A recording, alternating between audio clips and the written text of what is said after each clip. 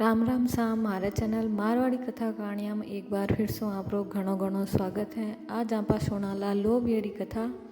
लोभियारी बात कहता टाइम हाथ में आधो आखो रो दाणो रखना चाहिए एन हुंकारो नहीं देवना चाहिए।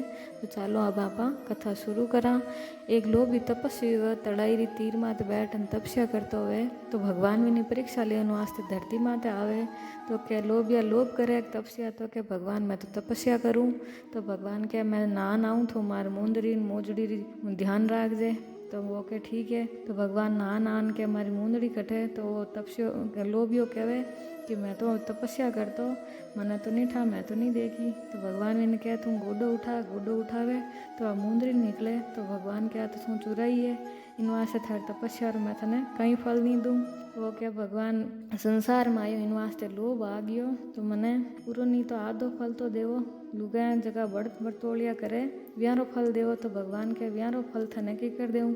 कोई आप श्रद्धाऊँ करे, कोई आप काया ने कष्ट देन करे, कोई हऊँ छाने करे, कोई गऊँ छाने करे, इनो फल थने के कर देऊँ। तो क्या पूरो नहीं तो आदेश देवो।